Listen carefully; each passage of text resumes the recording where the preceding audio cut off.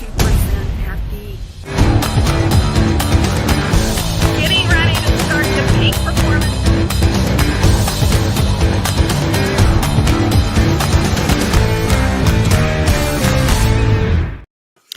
Well, hello, everyone. Welcome to the Savvy Sales Lady Live. I am sorry that I'm on late. I'm getting a late start, 18 minutes late. I'm never late, but there's a good reason.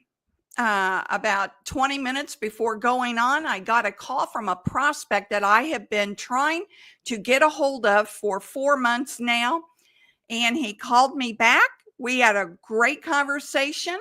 We struck a deal. And another new client will be onboarding soon. So I'm really happy about training this team and excited about training this team. But today we're going to talk about protecting you and your brand from a narcissist client. As I had said in the other show, part 1, hold on for a second. Got to take a drink. A drink of water, that is. There are red flags that you should pay attention to if you suspect that this client is a narcissist. There's some red flags in the very beginning when you're selling to them too. So don't close your eyes to that, because I have dealt with 3 clients that were narcissists and a colleague that was a narcissist. If you missed that, I want to suggest that you watch the very first video I did Tuesday evening on narcissism. And the reason why I'm talking about it is because back in, I think it was 2017 or 2018, I did a video about narcissist, and it was my best performing video. And I had gotten a flood of emails from people telling me their stories, and their stories were a lot worse than mine. So this is why I'm bringing it back around, because someone in a coaching session talked about this, and it can be a real thorn in your side, believe me. And the one thing you have to remember is they don't have the level of emotions that you and I have. A lot of them don't even feel any emotions at all. Yes, it's and I want to make sure that I make this clear. I'm not a therapist. I'm only giving you my experience of when I have had to work with narcissists. I always refer people to Dr. Les Carter's YouTube channel called Surviving Narcissism.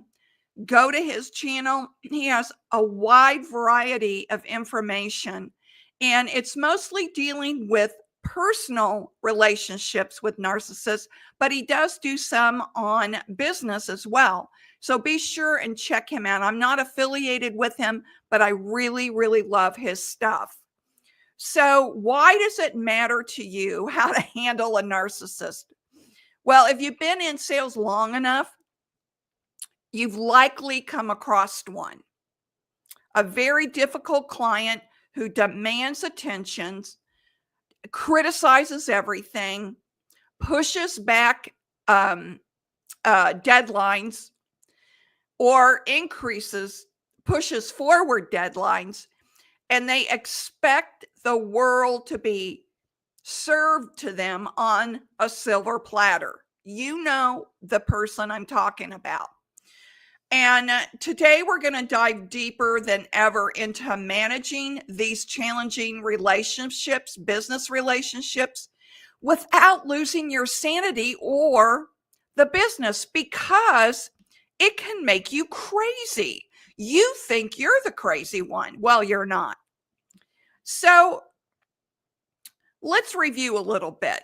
what is a narcissist client? So it's someone who craves constant recognition and praise. They lack empathy for your time, your workload, or your professional boundaries. They dominate conversations while disregarding your expertise, and they shift blame when things go wrong, but claims credit when things go right. Sound familiar? They can be charming and persuasive at first, but once you start into that relationship, they become difficult and demanding, especially as the relationship progresses.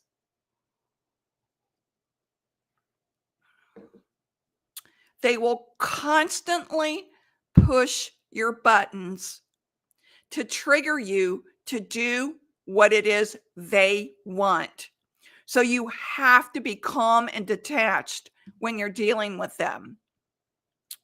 So just keep in mind, in sales, we deal with clients' emotions as much as we do with their business needs. Remember, people buy on emotion and justify with logic. Understanding that narcissism comes from insecurity can help you approach these situations with more, emotional intelligence. You can't fix their personality, but you can manage the relationship.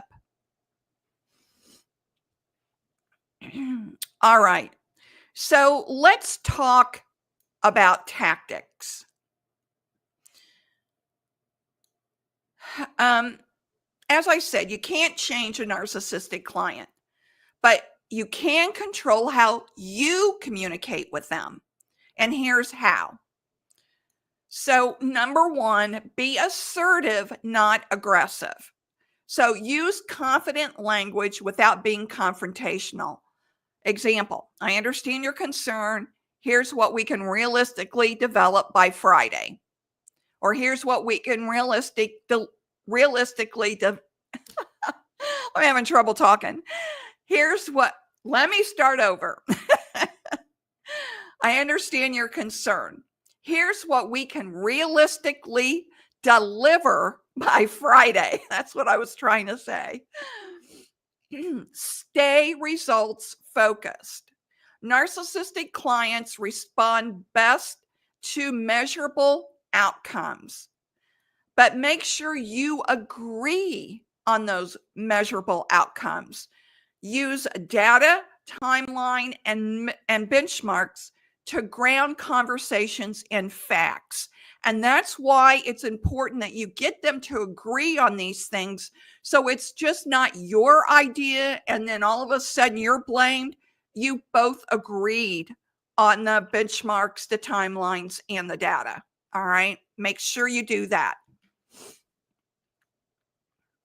So you want to validate, but don't over apologize. Acknowledge their concerns. Just don't feed into their manipulative tactics. So here's an example. I see why you're frustrated. Let's focus on how to move forward. Be sure you use that kind of language instead of, well, that's not what you agreed to. I see why you'd be frustrated. Let's focus on moving forward. Then here is another thing I brought up in part one. Document everything. Now, I know this can take a lot of time, but believe me, you will be glad you did this. So in follow-up meetings, write a written summary and clear action points that you both have agreed on, and make sure that you send that in an email. This protects you if the client changes their story, and they will, and or their expectations, and they will. That's why it's so important. After a meeting, you summarize it, all the action steps and points that you both agreed on, and you deliver it in an email. I can't emphasize enough how this important step will help you tremendously. Use time-bound check-ins, all right? So schedule regular but time-limited updates to avoid endless back and forth. So here's another important point.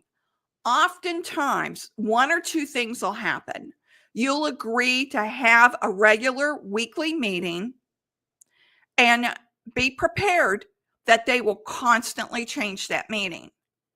Also be prepared if the parameters is a 20-minute meeting, they'll either cut it off in 10 minutes or they'll want to go on for hours and hours.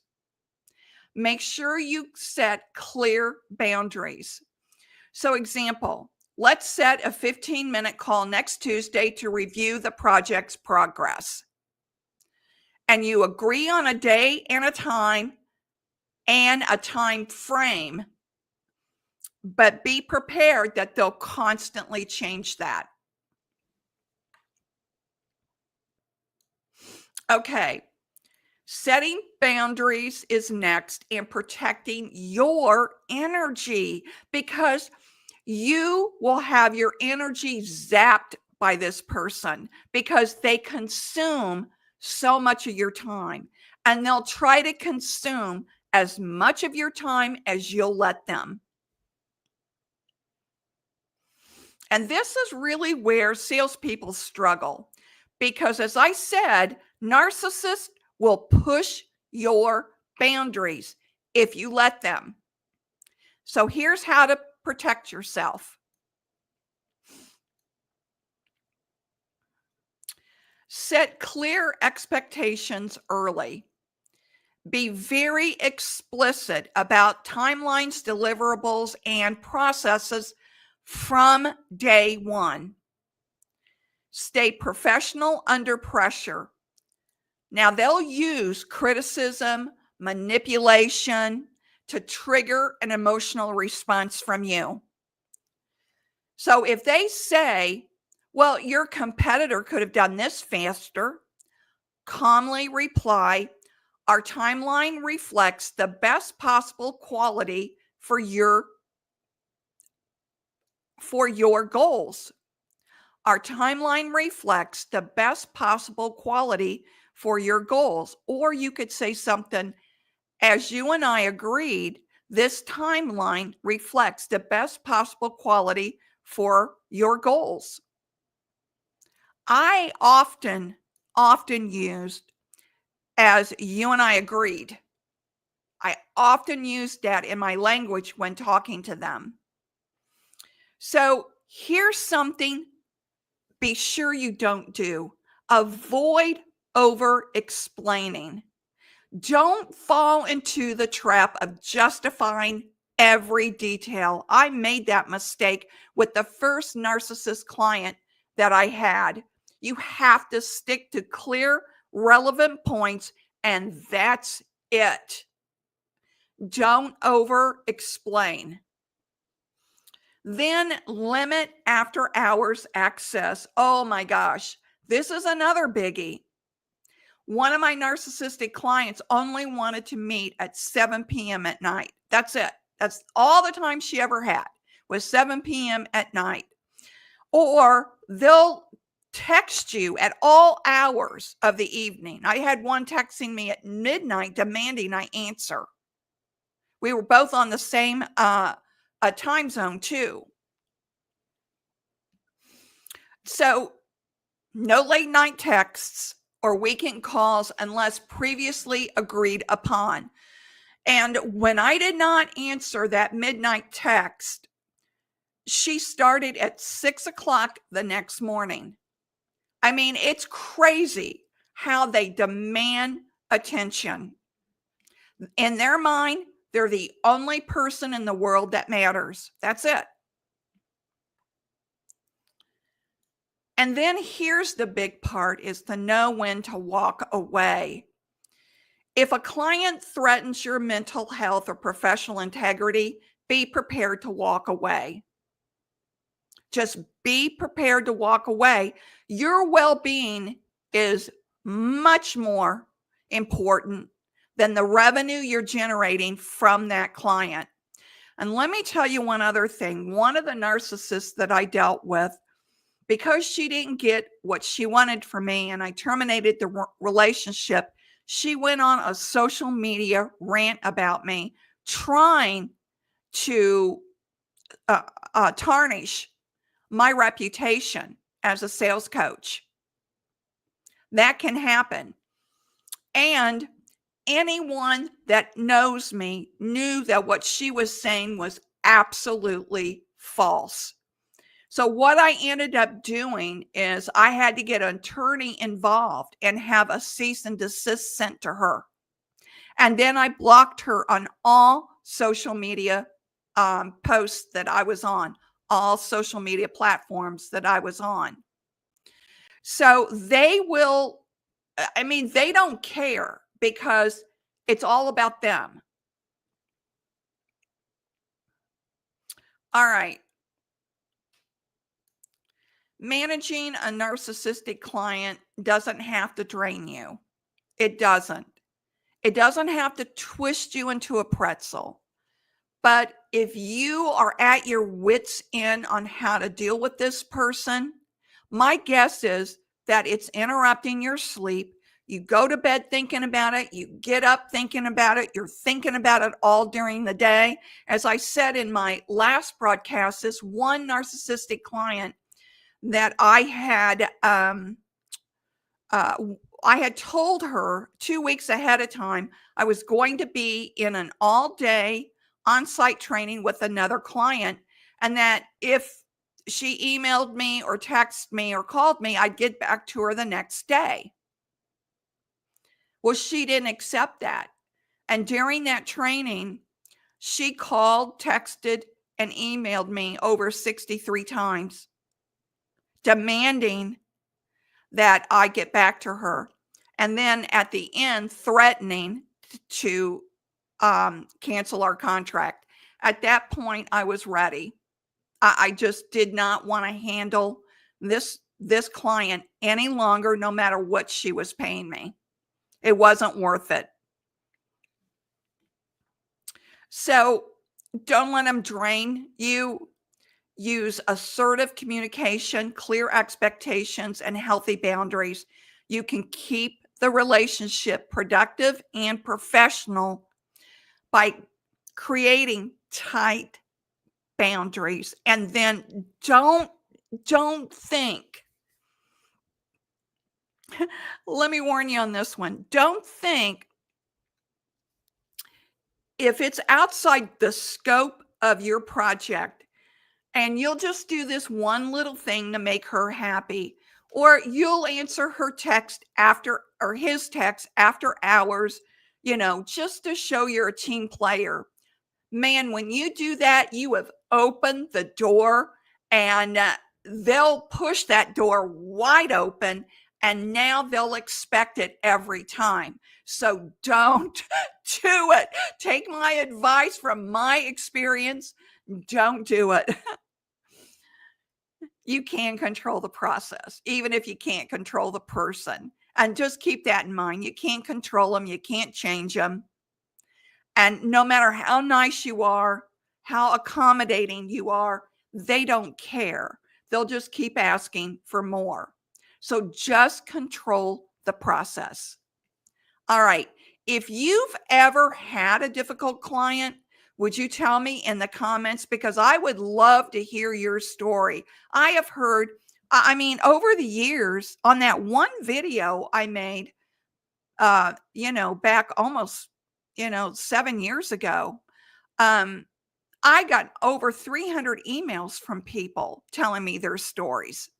It was crazy. So if there's anything I can do to help you with that, please let me know. I do personalized coaching, and you can book a free coaching session. and I'll be happy to answer a question that you may have about a narcissist. I'll put the link in the show notes below if you want to do a 30-minute Zoom call where we can just jump on and I can help you, talk you through, talk you off the ledge with that one client. I'd be happy to do that. Be sure and follow me on LinkedIn and Facebook and subscribe to my YouTube channel. Hit that notification bell and Instagram too. I'm on all of them pretty much. So I'll see you on Tuesday, and that will be in the evening, probably around 7 p.m. on the Savvy Sales Lady Live. And thank you for joining me. If you came in late, because I saw some people came in late, after this broadcast is over, you can rewatch it immediately on YouTube. It will be on YouTube for a replay. So be sure and do that. So, I'll see you Tuesday night. I just had a video that came out earlier today, and I hope you all have a savvy weekend. Bye-bye.